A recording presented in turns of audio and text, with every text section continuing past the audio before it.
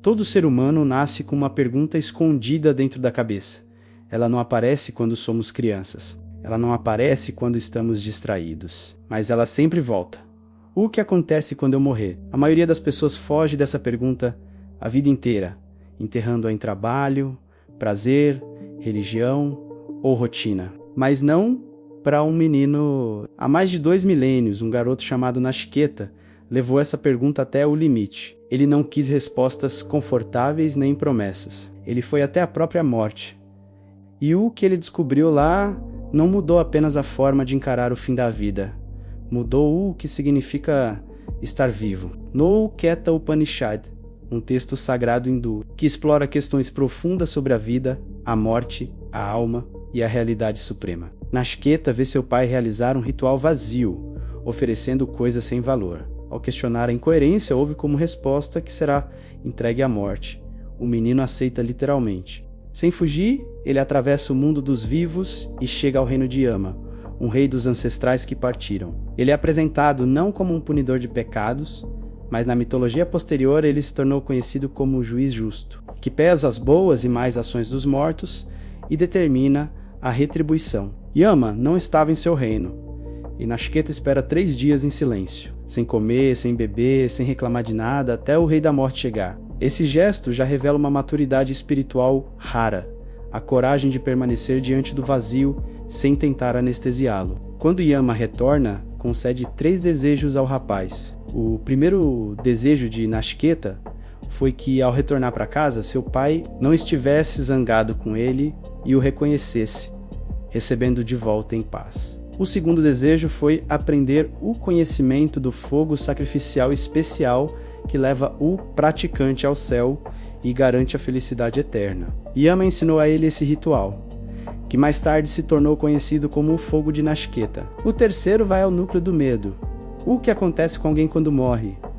Existe algo em nós que continua? O rei da morte tenta desviá-lo, oferecendo tudo o que normalmente compraria qualquer pessoa. Riqueza, prazer, poder, longevidade. Nachiketa recusa, afirmando que tudo o que pode ser ganho também pode ser perdido. Então Yama revela o segredo. O eu verdadeiro não nasce, não morre, não é criado nem destruído. O corpo se desfaz, a mente muda, as histórias pessoais terminam, mas a consciência que observa permanece. O sofrimento nasce quando nos identificamos com aquilo que é impermanente. Depois de revelar que o eu verdadeiro é imortal, Yama não para por aí. Ele explica por que quase ninguém consegue perceber isso, usando uma das metáforas mais importantes de toda a filosofia oriental, a carruagem da consciência. O corpo, ele diz, é como uma carruagem. Os sentidos, visão, audição, prazer, dor, são os cavalos. A mente é as rédeas.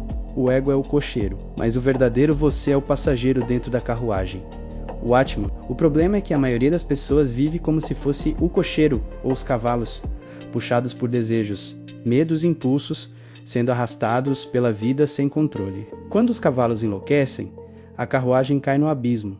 Vícios, ansiedade, compulsões, sofrimento, mas quem reconhece que é o passageiro, aprende a retomar as rédeas. E é exatamente isso que Nachiketa aprende ao falar com a morte, que a liberdade não está em controlar o mundo, mas em não confundir quem você é com um que você sente, pensa ou deseja. Essa travessia de Nachiketa é o mesmo arquétipo que atravessa as grandes mitologias do mundo. Orfeu desce ao reino dos mortos para resgatar Eurídice, encarando o mesmo limiar entre vida e morte que o menino atravessou. Sua música simboliza a consciência tentando lembrar do que é eterno. Jesus enfrenta o deserto vazio, a tentação, o medo e depois a cruz, onde morre o ego e a identidade para que algo mais profundo se revele. Buda, ao ver a velhice, a doença e a morte, desperta para a impermanência e busca o que não se desfaz. Osíris é despedaçado e renasce como senhor do além.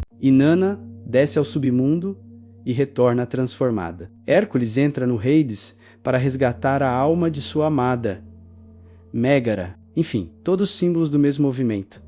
A consciência atravessando a morte para descobrir que não é limitada por ela. O que torna Nachiketa extraordinário é que ele não é um herói armado, nem um semideus. É um jovem que supera a maioria dos adultos ao perceber que status, dinheiro, prazer e até a própria sobrevivência são trocas ruins quando comparadas à verdade. Sua maturidade está em escolher aquilo que não pode ser tirado, o conhecimento do eu.